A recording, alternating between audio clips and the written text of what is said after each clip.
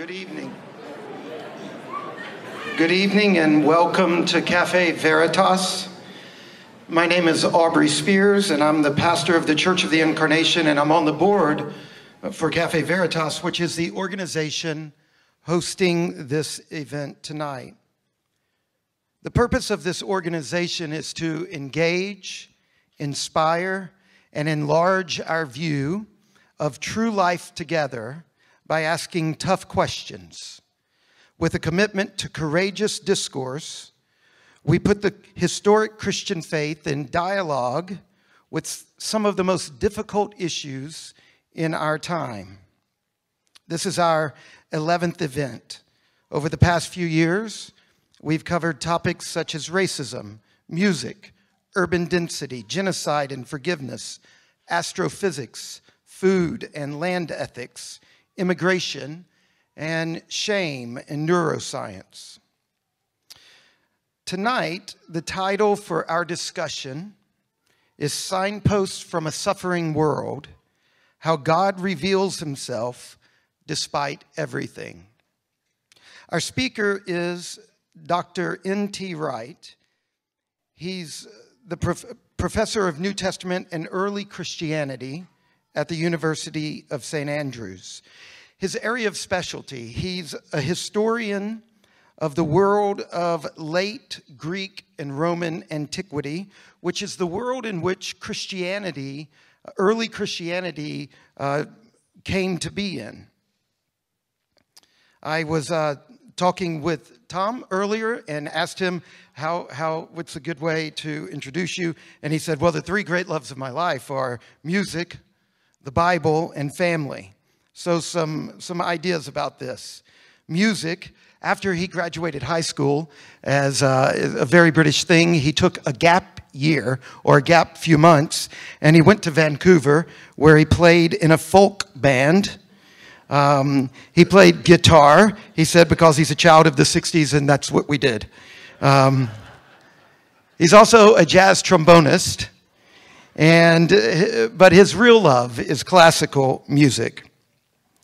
When it comes to Scripture, he said that when he was 12 years old, he started to read the Bible, and he hasn't found a reason to stop. He's written over 80 books. With regard to his family, he's married to Maggie. They have 4 kids and 5 grandchildren. And one of his grandchildren, I think, just wrote a review of Benedict Cumberbatch acting as King Richard III. Is this right? Yes. And he's quite impressed. You should ask him about this. So, Tom, we're very glad you're here. Thank you for making the trip. And so here's going to be the order for tonight. First, he will speak for approximately 55 minutes, give or take. And then we're going to have Q&A. So there are going to be microphones at the end of each aisle, at the head of each aisle here. And I want to ask your great cooperation. One question. And don't be one of those sneaky people that has one question in 7 parts. Because we want to be very generous and we want to give a good breadth of people an opportunity to ask questions. Also, there are many, many things that people want to ask Tom Wright about. And I would like to encourage you, let's engage on the issues that he's speaking on tonight. And if you want to really go for it on some other issues, I'm sure that you can find his mailing address and send him a letter. So after the Q&A, we'll have Q&A for about 30 minutes. And when that's over, I'll give a few more announcements, kind of wrapping things up, and we'll be done. So first, I will pray. And then after I pray, Tom, we invite you to come and talk with us. Our Father, I'm so glad that we get to do this tonight. I am glad that you have made this amazing world that we get to live in. And I'm grateful to you for the great work that Tom has done in your world, how he helps us to see you better. Be with us tonight. Help us to understand things that we've maybe not understood before. In the name of Jesus Christ, amen. Thank you so much for your welcome, and it's very good to be here. I'm not sure I've been in this town before, though I have been not too far away, and it's good to meet some old friends as well as many new ones. As was just said, family is really important for me, and as I think about the topic I'm going to talk about to you tonight, I think about my late mother, who died 6 months or so ago, a day short of her 95th birthday. Bless her, she was ready to go, and we gave her a good send-off. But many months before that, she was asking me about some lectures that I had to do in Aberdeen University, which was back this last spring, under the title of the Gifford Lectures, which is a Scottish foundation on the subject of natural theology. My mother was a churchgoer all her life, but had never studied theology and wasn't particularly interested. And so she said, Tom, what are these lectures about that you're doing? And I said, well, it's natural theology, Mum. And she looked skeptical and said, natural theology, what's that? And I said, well, some people have sometimes thought that you could start off with the world as it is, and the flowers and the animals and the sea and the sky and the mind of human beings, and argue your way up to God from there. And other people have thought that that's pretty well impossible. And I said, what I want to do is to look at those, but this time to put Jesus in the middle of the picture as himself, part of the natural world, a real human being, and see what difference that makes. And as I said it, I thought, this is quite enough for a 94-year-old lady to take on board. And sure enough, she thought for a moment or two, and then she said, I'm glad I don't have to listen to those lectures.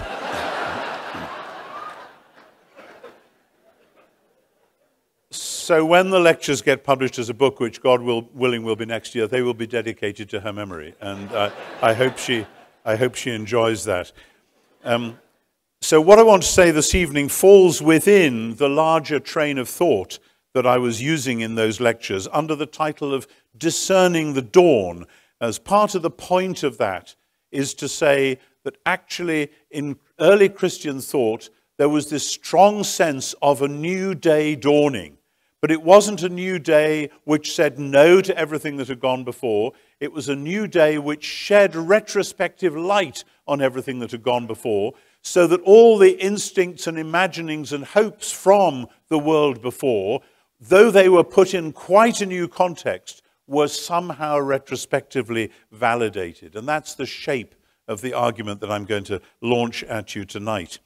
But the topic of natural theology leaves you always on a knife edge, because on the one hand, many apologists have spoken as if the world is full of signs of God's presence, and all you have to do is to argue up from there, from the natural processes of the world, as I said, and especially from the mind of the human being, and especially the moral law which we all have in our consciences.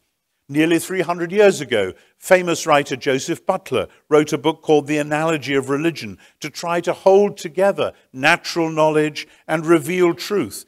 But as the 18th century wore on, this appeared increasingly difficult to do, not least because of the Lisbon earthquake on All Saints' Day, 1755. That's a whole other story. And theologians have often pointed out that if you start your argument somewhere else and end up with God, it's almost as though God isn't actually the center of the world. He's just a kind of an adjunct, an extra bit who you can stick on top of the bits which are more certain. And you would then be drawing attention away from what you actually ought to be focusing on. But if you do what many have done, which is to start your worldview with the received Christian truth that the church teaches you, then you can easily create a smug, detached world which doesn't seem really to have any point of contact with the world outside. And we then can become inward-looking, those of us who call ourselves Christians. And we don't really need to explain ourselves to outsiders because they wouldn't understand anyway. There's nothing out in their world that would point in this direction. And quite often, outsiders then tend to agree, which is rather frustrating. So how do we avoid these two dangers? My own argument depends on an understanding of how the early Christians saw time, what in the trade we call eschatology, how time is looking towards where it's going, some sort of future goal or end.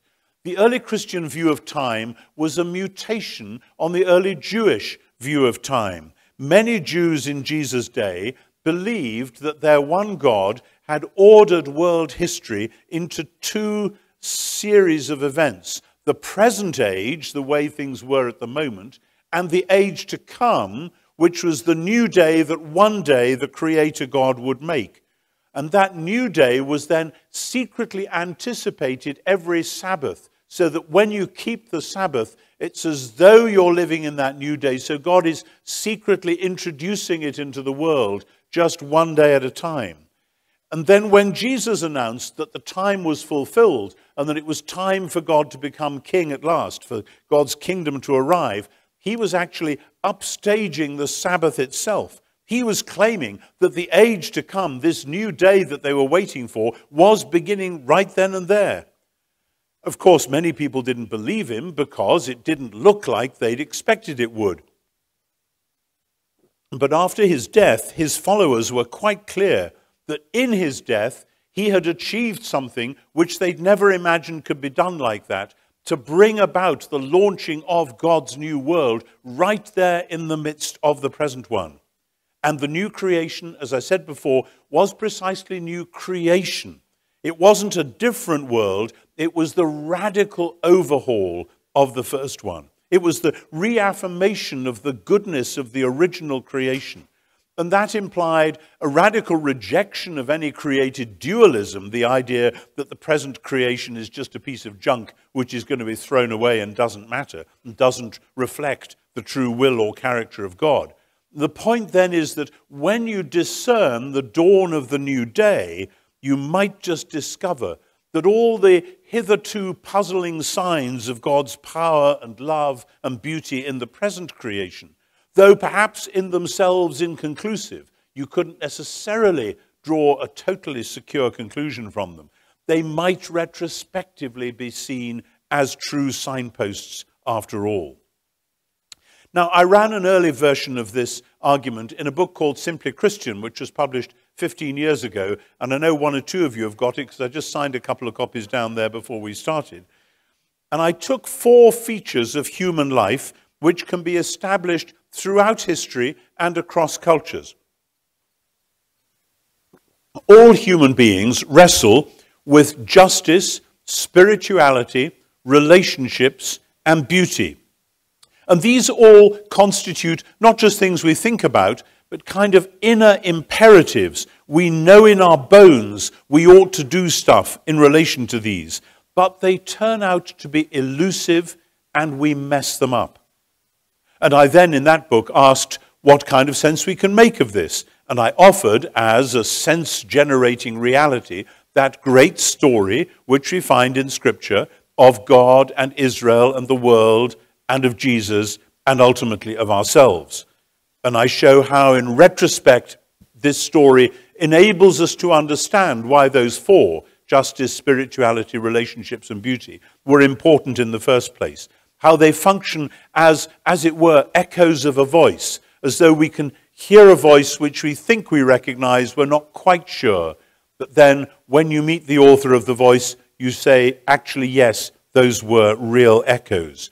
So I avoid, on the one hand, saying that you can simply start with those 4 signposts and work up from there, and I avoid, on the other hand, saying that you can just start with Jesus and ignore the real world outside. They belong together, though finding out how is tantalizing and often difficult.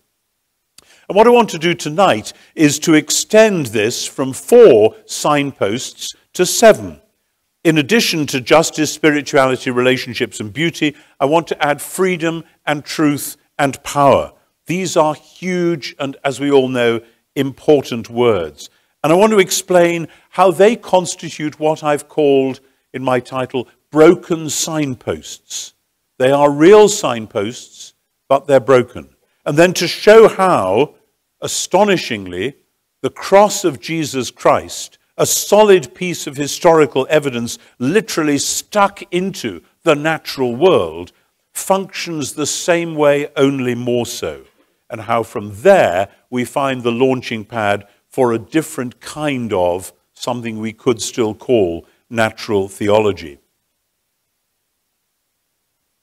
There have been three broad approaches to natural theology over the last 300 years, which in technical language are cosmology and teleology and the human moral sense. Cosmology basically says, here's a world. How did that happen? It looks as though somebody must have made it. Well, that's a broad brush way of saying it. And not everyone these days thinks that's a very good argument, though sometimes people still try. The teleological argument, you'll be familiar if you've read about somebody finding a watch out in the countryside or in the desert. There must be a watchmaker. So we find things, whether it's the human eye or the amazing structure of the planets or whatever it is, which make you think this couldn't have just happened by accident. And a lot of people used to be convinced by that. Fewer people today, I think, are convinced by that. And so many people have fallen back on what was for many thinkers 200 or 300 years ago the central one, that our moral instincts must have come from somewhere. They can't just be random.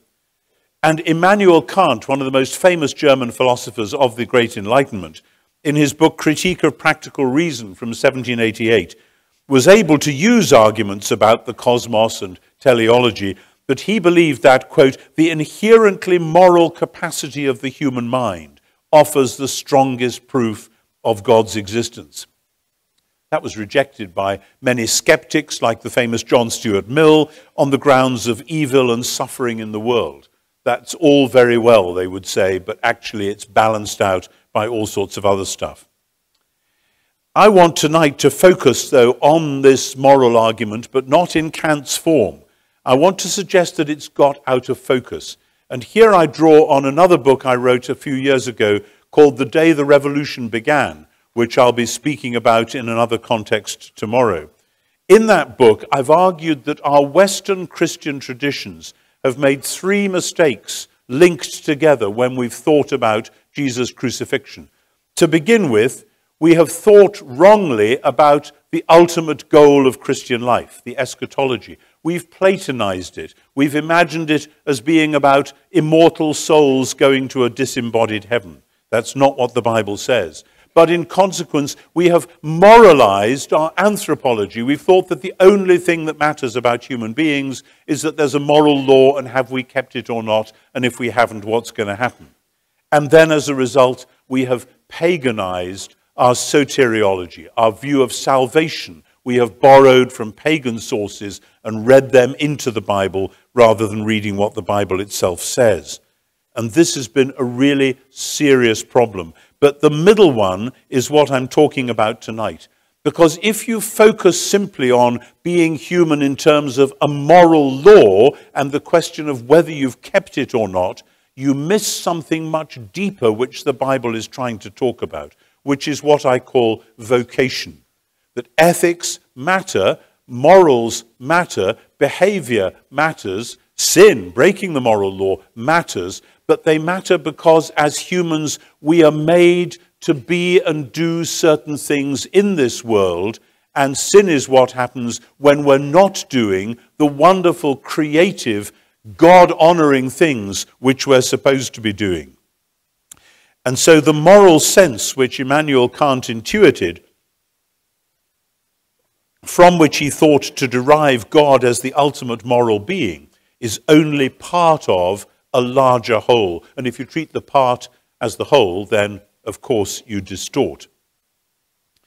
So if we retrieve the biblical notion of humans as called to reflect God's image into the world, that's what being made in the image of God means, and also reflecting the worship of all creation back to the Creator, then we are focusing on that strange business of vocation. What are we called to do in God's world? Sin is what happens when we turn away from that and think we'll just do this or that on the side, and so we are missing out on what we're really here for. And I believe that when we look at this category of vocation, it includes, but it transcends the question of moral behavior. And then it plays out into the 7 features of human life that I've mentioned. So let's look at them. I name these vocations, and they can be observed across different societies and different times. And they're often present as inarticulate aspirations and impulsions, We have an instinct for them, as we say. We know it in our bones that we're made to do this stuff. Now, these 7 are a bit of an odd assortment, and I just give them loose labels for the sake of this evening's argument. And my overall point is that they belong within the natural world, that by themselves they seem not to provide a foundation for an argument towards God.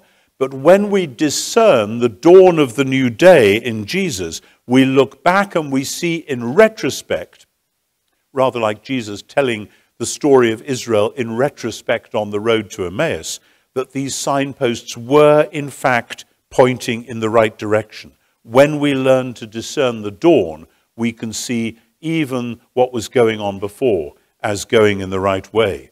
So the new creation thus validates the goodness and the God-givenness of the original creation, including the inferences that could be drawn from it.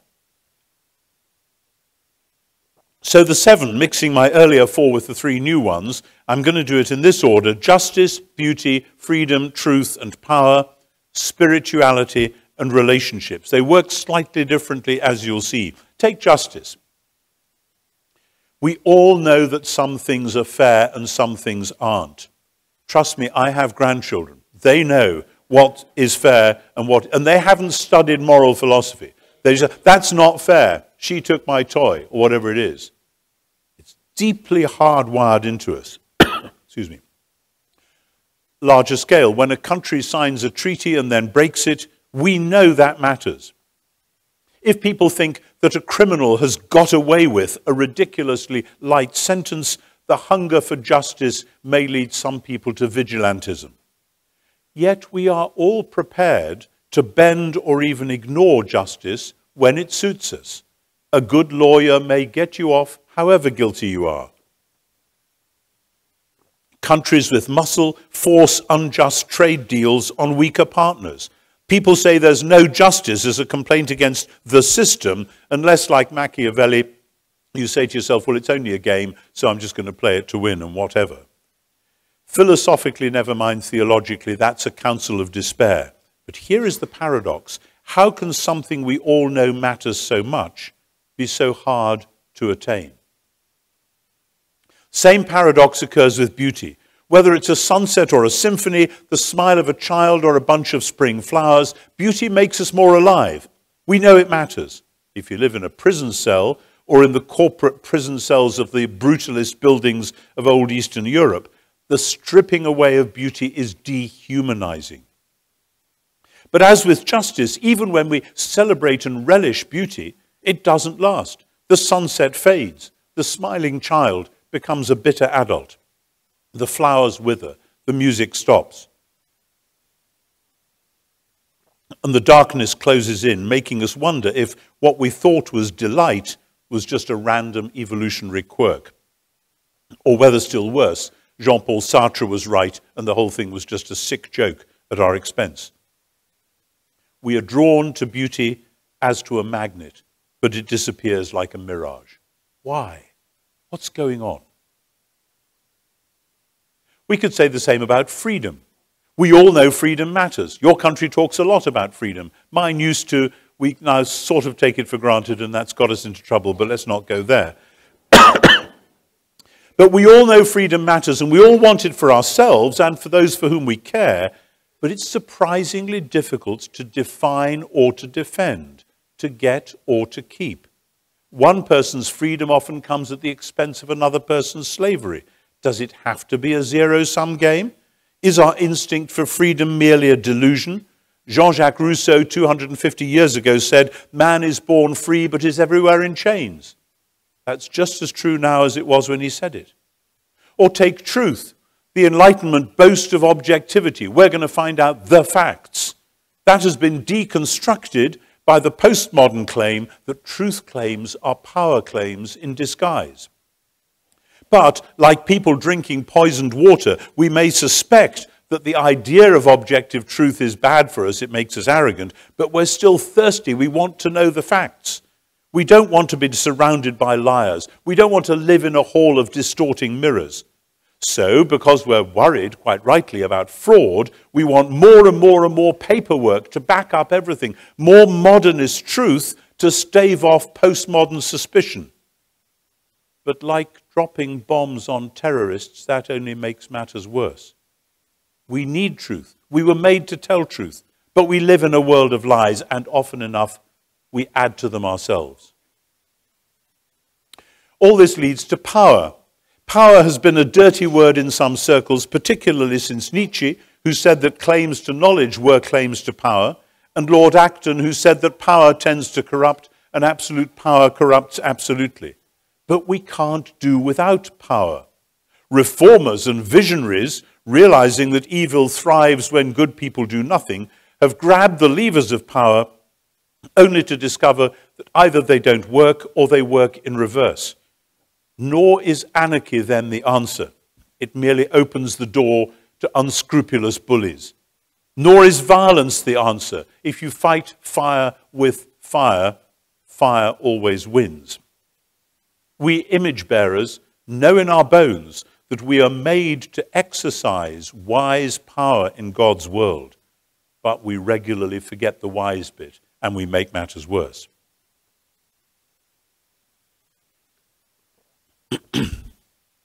These first five, justice, beauty, freedom, truth, and power, I suggest that they are all best seen as vocations. They include moral intuition, but they go beyond it. They aren't just about our behavior, they are about the difference that we all know we're supposed to make in the world. But the final two take us into a different register. Spirituality and relationships are very slippery words, but we need to say something in these areas. Secularism tried to rubbish spirituality, but the secular dam has broken and forms of spirituality have flooded back. Many things from Dan Brown's fashionable Gnosticism in the Da Vinci Code through to Ouija boards or forms of pantheistic mysticism, these are trying to bridge the gap left by the fact that God has disappeared a long way up through the ceiling, and we've borrowed bits and pieces from low-grade philosophies, both Platonism and Stoicism, to find some sort of spirituality to help us get by. People who go that route sometimes declare proudly that they have found religion and expect Christians to approve of that. But Christians too face a problem because we have often conceived of Christianity as being about us making our way to God or heaven, whereas the Jewish and early Christian worldview focused on the promise that God would come, and indeed has come, to dwell in our midst. God in the midst of the world is the clue. So new forms of spirituality have again and again let us down. Another paradox. Can we do without it? Don't think so. But what do we do with it? And finally, relationships. Again, an appropriately slippery word. My point is not that there is something called love which we can define and say that that gives us a direct window onto God. No, rather, what I'm saying is that all of us are formed for good and ill by relationships and for relationships. And whether those relationships are supportive or abusive and healthy or unhealthy, they form who we are. They matter. And often the abusive and unhealthy relationships are the ones to which we return like an addict. But here is the final paradox. We humans become the people we are through the relationships we have outside of ourselves, and yet we regularly mess up those relationships and are messed up by them. And the very best still end with the cruelty of death itself. Now these 7, I suggest, are signposts. As they stand, they are broken signposts. They promise much, but they fail to deliver. You could, of course, try to argue from them all up to some sort of natural theology. You could suggest that the passion for justice and the love of beauty makes sense within a world which God has promised to put right, a world he will fill with his glory. There we are, justice and beauty pointing up to God. Or you could say that our longing for freedom resonates with Scripture's great Exodus narrative.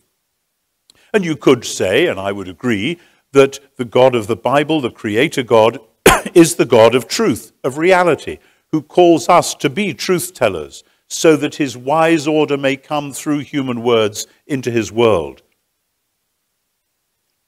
You could say that our recognition of the need for power and the wise use of power comes precisely because we are image bearers called to act on God's behalf in his world.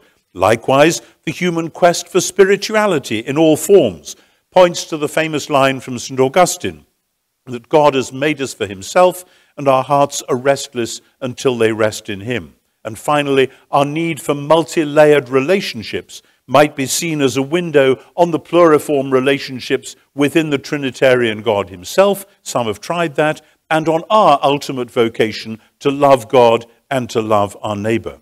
And from all this, we might produce a refreshed version of Kant's moral argument. We might hope to argue our way up to God. And working out from there, we could do other things as well.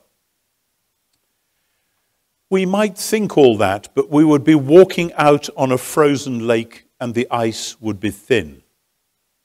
One can imagine Richard Dawkins. You know Dawkins, the classic contemporary English scientific skeptic, and you have your own varieties, I think, in the US. Dawkins, in his usual response to that sort of argument, he would just dismiss it as projection. Oh, your God is rather like you, only bigger. And if you throw in some Freud and Marx and Nietzsche, the ice cracks. However deeply rooted these vocations may be, they may just be memes transferred across cultures and time. And that's not all. Deeper than the cynic's sneer is our own analysis that we have failed individually and corporately. We have turned justice into oppression, beauty into kitsch, freedom into license, truth into fake news, power into bullying. We have sought self-gratifying spiritualities, and we have made the calling to relationship the excuse for exploitation.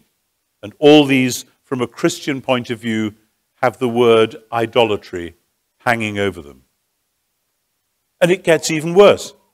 Even when we haven't got it wrong, when we have tried to do justice and loved beauty and given and sustained freedom and told the truth and exercised wisely restrained power and sought the true God with all our hearts and our neighbors as ourselves, why then entropy kicks in? This was John Stuart Mill's response to Kant. However much you puff up the human moral capacity, and in my version, however much you emphasize those 7 vocations, then events in the world, from earthquakes to gas chambers, events in our hearts and lives, and the harsh fact that eventually we die and life seems a cruel joke, they all suggest that any new version of the moral argument will fail the test of theodicy. Could there be a just God after all that? The moral argument, even in my new form, appears to fall through the ice and drown. The 7 vocations, then, are at best broken signposts. They seem to be pointing somewhere, but they lead into the dark, or over a cliff, or just round in circles to where we began. Were they just wraiths, the ghosts of our own imaginings? Were they just random impulses in a late-developed evolutionary pattern? Were they, after all, the wrong questions to ask? Should we simply have capitulated to the modern version of the ancient Epicurean cynicism? Yeah, we feel these things, but they don't really mean anything, and we should silence such irrelevant voices and pursue the placid pleasures that may be available to us here and now. Or should we smile the kind of smile theologians associate with the early Karl Barth and say, well, there you are, nothing good was going to come from that in the first place? So can these 7 vocational signposts have any role? I think they can, but only if we move the argument forward in a new and unexpected way. Our discovery that the apparently promising signposts are broken take us back to one of the great scenes in the New Testament. It's often been painted by great artists. Jesus meeting with 2 disciples on the road to Emmaus on the first Easter day, except they don't realize it's Jesus. And they're talking sorrowfully about this Jesus who they followed, and it's all gone horribly wrong because the Romans have crucified him. And Jesus, without revealing who he is, teases them gently and says, "You are so stupid. You haven't got the first thing. You don't realize this is how it had to happen. This is what Moses and the prophets were saying all along." And he interpreted to them in all the scriptures the things concerning himself. My friend Richard Hayes, one of the great American New Testament scholars of our time, formerly dean of the Divinity School at Duke University, he's reminded us that the early Christians read Israel's scriptures, as he says, backwards. They didn't start with the Bible and figure out an identikit portrait of a Messiah and then say, "Oh yeah, Jesus looks like exactly that." No, they had plenty of scripture-based messianic portraits, and Jesus did not look like any of them. But notice what Jesus does not do. And you see, this is an analogy for the argument that I'm making. Jesus does not say, "Why were you bothering with Israel's scriptures? They just led you into trouble, into wrong views of God and salvation. Throw them away. I'm giving you something brand new instead." No. Beginning with Moses and all the prophets, he interpreted to them the things concerning himself. So here is the truth which cuts across the different philosophical and theological movements that have tried to do natural theology on the one hand and historical and biblical studies of Jesus and the Gospels on the other. When you look back from the resurrection of the crucified one to the hopes and aspirations of Israel, and when you look back from the cross of Jesus as an event within the natural world and its history, to the 7 vocational signposts that I've just noted, you do not see a void, you see a broken, desolate story, limping along, faint but pursuing, stumbling into the ditch here and there, taking wrong turnings, grabbing at false solutions, hanging on to empty hopes. But still it comes, in tears like the women at the tomb, in sorrow like the 2 on the Emmaus Road. And behind that broken and bleeding story, we glimpse the narrative of Israel's vocation, Abraham's call and covenant, Moses' exodus and tabernacle, David's and Solomon's victories and temple, the catastrophe of exile, and the long dark promise of restoration. When you read backwards from cross and resurrection, you see muddle and failure and mistake, but you also see the divine promises and vocations to which Israel kept returning, however partially and fitfully. And now you see, in a way that you couldn't see before, that this was, after all, the right story to be telling. Those were the right signals, if only you could have steered by them. That what Israel's God had now done has, as it were, retrospectively validated all that went before, which looked as though it had been getting you nowhere. So the so-called apocalyptic rejection of any backstory by some scholars today throws out the teapot with the tea leaves. Israel's story is the story of God's faithfulness. And as St. Paul saw unerringly, the very brokenness of the story magnifies that faithfulness. When you learn to read backwards, you will glimpse, like the father in the parable seeing his bedraggled son limping over the horizon, the story that got it all wrong, yet found its way home at last. I'm using that, obviously it's important in itself, but I'm using it as an analogy for this evening's argument. So it is with the broken signposts that I've noted. By themselves, they do not point upwards to God. Or if they seem to, they might simply be building a new Tower of Babel, as though we humans could arrogantly find our way to God without help. They can be deconstructed. That's what postmodernity has done. And yet, at the very moment of their failure, they point to the ultimate broken signpost, which turns out to be the place in real life, in concrete history, where the living God is truly revealed and known and loved. Each of the signposts leads to the same place, to the foot of the cross of Jesus of Nazareth. Think about it. The cry for justice had always been central to Israel's prayer life. The boast of justice was central to imperial Rome, but it didn't work. Everybody knew Jesus was innocent, but Pilate washed his hands and his wife had nightmares about that just man. Justice, wanted, claimed, disappeared. Beauty is elusive in the Bible. According to the Psalms, the mornings and evenings praise God because twilight invests everything with glory. But as Jesus dies, there is no twilight, just darkness, and in the morning, only horror. Jesus died at Passover time. That's freedom time. Every Jew then and now knows Passover means freedom. But the Romans stamped on freedom as only they knew how. Jesus explained to Pontius Pilate that the truth was what mattered. He said, "I've come into the world to tell the truth." Pilate sneers, "What is truth? We empires make our own truth." Truth is the first casualty in war and the final irony of the crucifixion. So too with power. Jesus had announced a new kind of power, but it seemed that the old kind had won after all. What about spirituality? Jesus had the richest ever relationship with the one he called Father. But the dark night at noon was the moment when he shouted out, "My God, why did you abandon me?" And as for relationships, it's a sorry tale. Judas sends Jesus to his death. Peter betrays him. Peter denies him. Judas betrays him. And the rest run away. And people say, well, he saved others, but he can't save himself.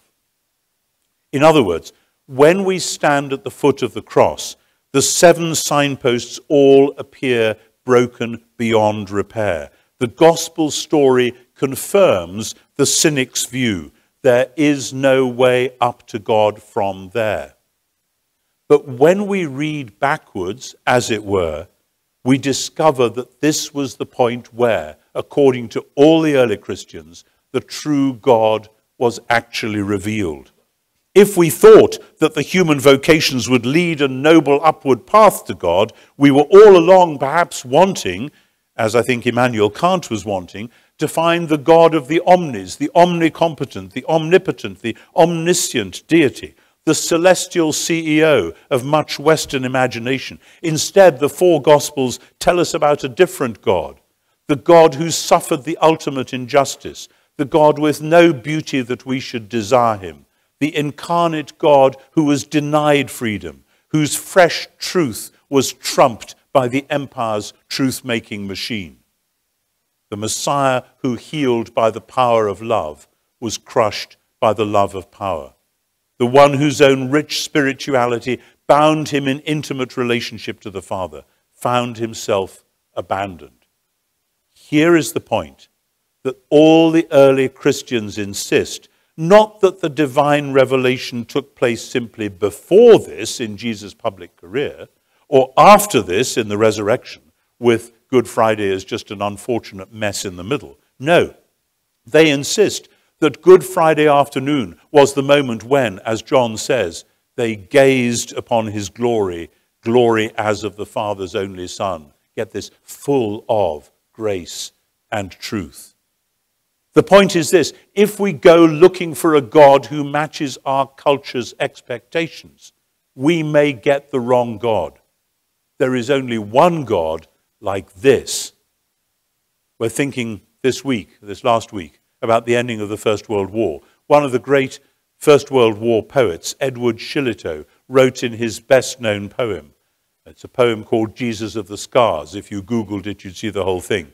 The last line is this: "The other gods were strong, but thou wast weak.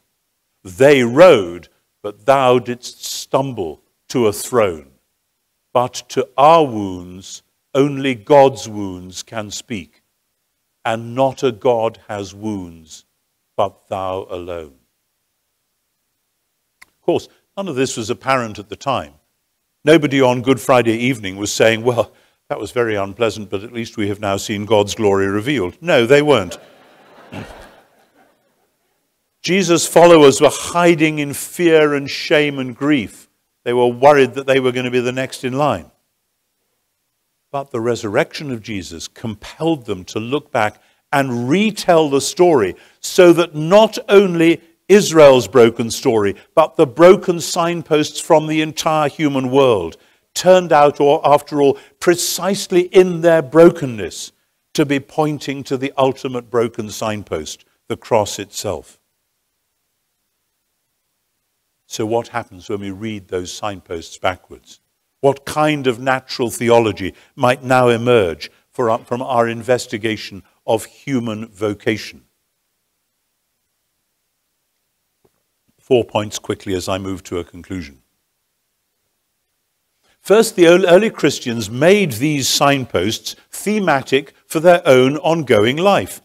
They looked back in the light of the new day whose dawn they had discerned, and they declared that God had established his justice in the world and that he would complete that task on Jesus' return.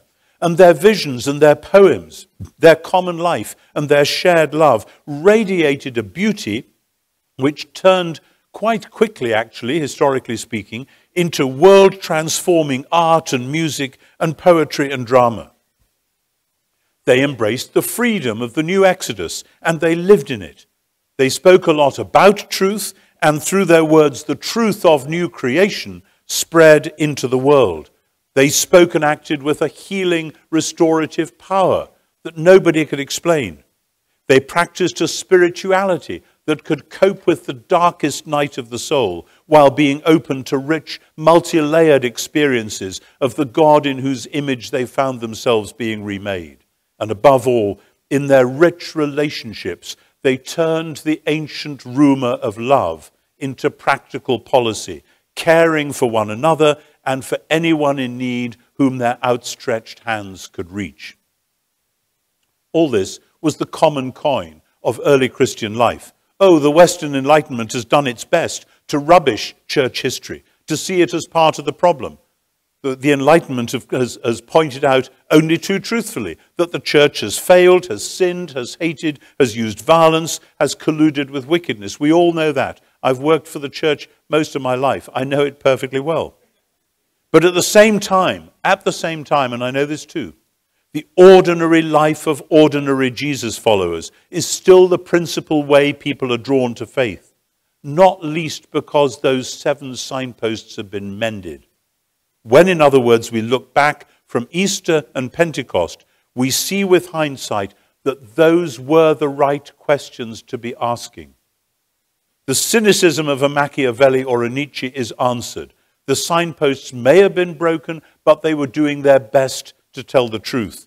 You can't start with them and argue your way up to God, either his existence or his character. But when, in Jesus and his resurrection, you discern the first light of new creation's new dawn, you see that those signposts were telling something true all along, even though you could only see them through a glass darkly.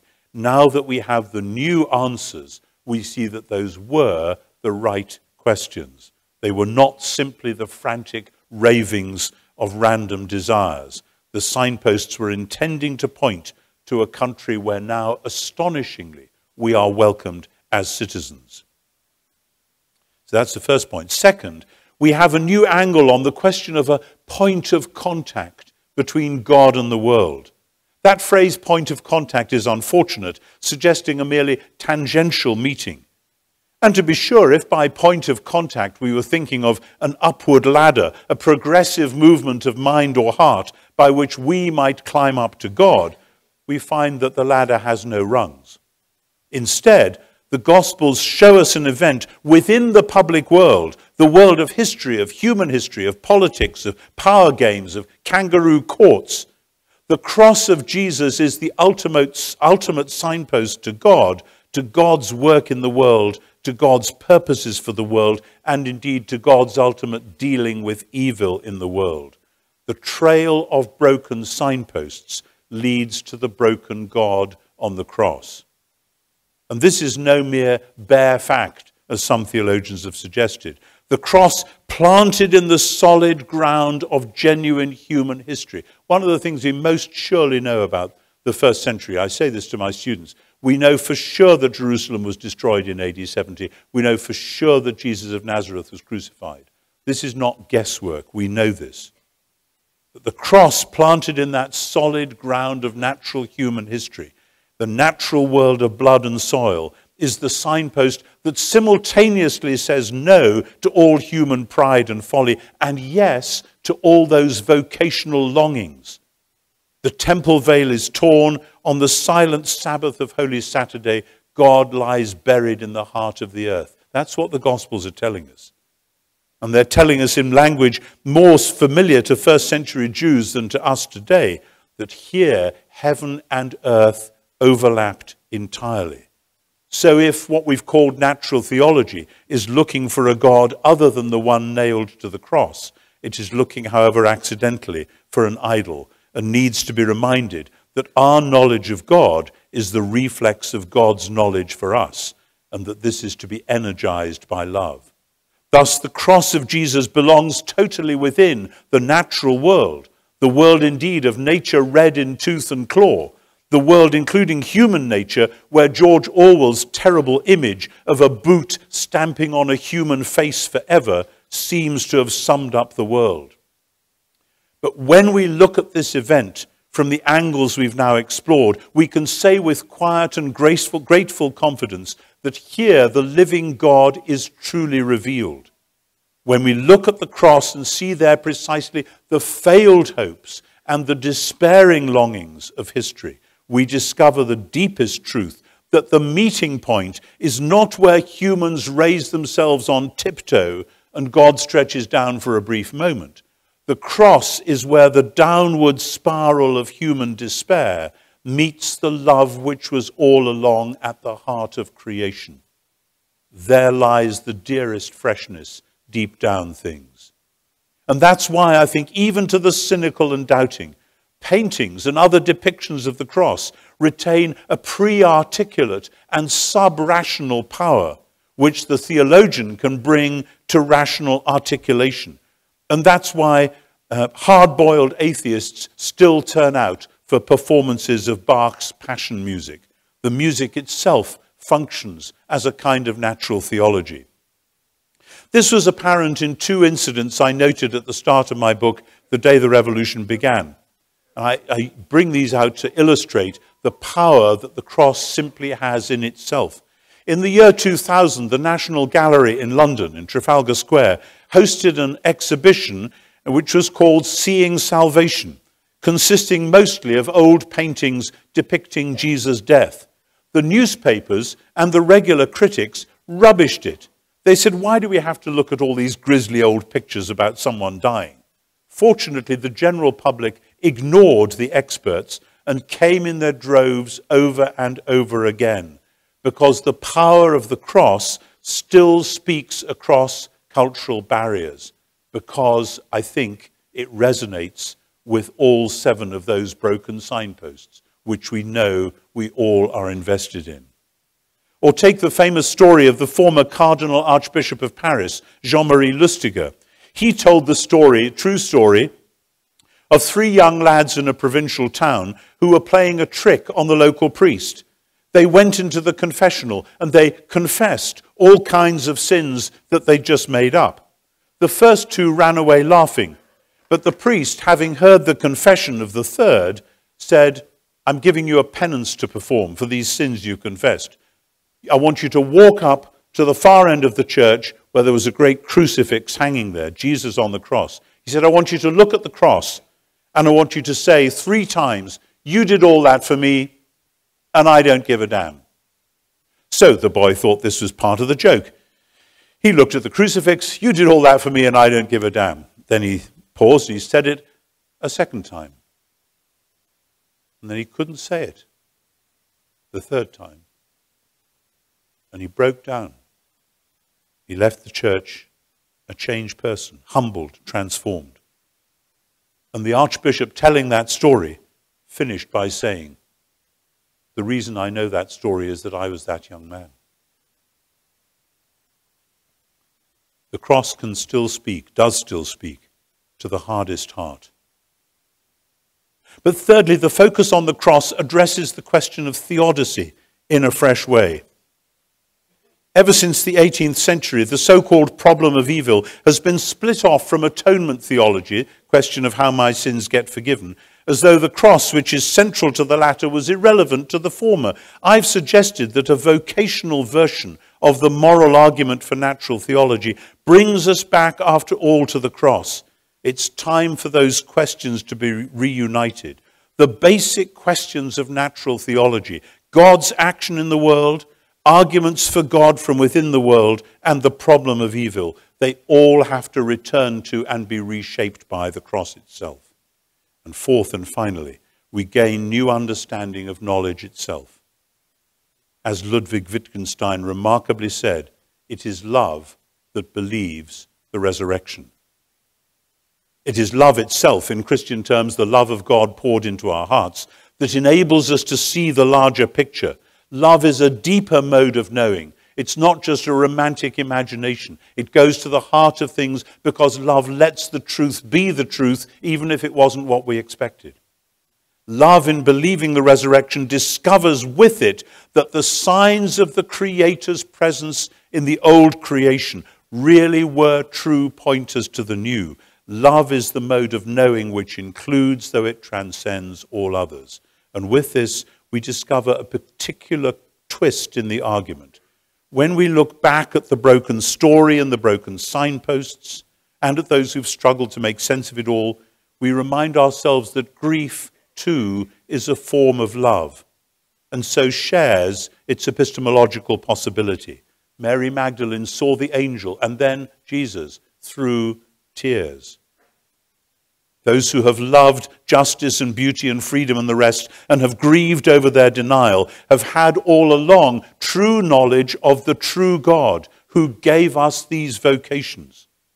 And you can't just downgrade that to guesswork or belief. No, it is true. Blessed are those who mourn, said Jesus, for they shall be comforted. I think that works with epistemology as well.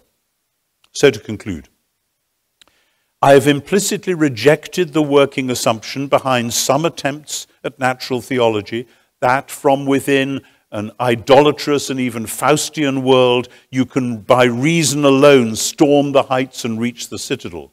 That, of course, is what Karl Barth was reacting, and some of you are theologians, you will know this, against a natural theology achieved with force and power that would sustain the Nazi political system based on force and power. Instead, I'm suggesting a natural theology of weakness, corresponding to Paul's theology of weakness in 2 Corinthians.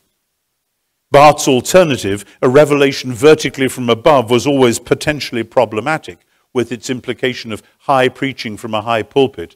And with respect to where I am now, I suppose you could say that too. Paul's apostolic preaching was framed by apostolic weakness, embodying the gospel in apostolic suffering. So the natural theology that is revealed when we read backwards to the cross and thence to the broken signposts can never be a rationalist's triumphalism. It is known by love, and love must be its modus operandi. And this kind of natural theology does indeed affirm that right there within the world, knowable in genuine history, there is the true revelation of the true God.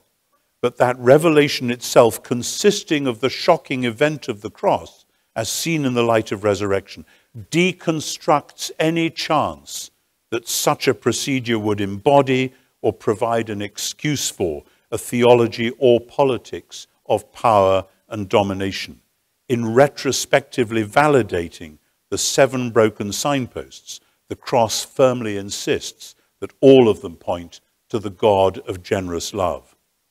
That is why the early Christian new creational vision, rooted in history, has to issue in the flesh and blood mission of God.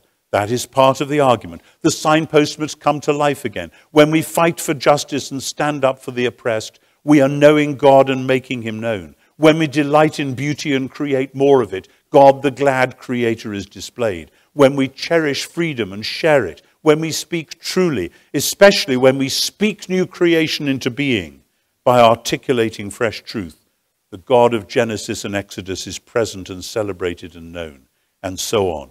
When we worship and pray, and not least when we enter into wise, self-giving and fruitful relationships, we are knowing and honoring the God of creation and making him known. Yes, there will be grief in this. There will be love in this. Thus there will be knowledge in this, genuine knowledge of the true world and of the true God. Those who discern the dawn must awaken the world. So such an image-bearing mission, shaped by the knowledge of the temple where heaven and earth come together, the Sabbath where time meets time, all this will be oriented towards the ultimate goal, when in Scripture the earth shall be full of the knowledge of the glory of the Lord as the waters cover the sea. Natural theology has sometimes tried to get to that goal without going through the dark valley. But when the epistemology of love gives birth to the missiology of love, which is what I'm going to be talking about tomorrow evening, then even the broken signposts will laugh and sing for joy. Thank you very much.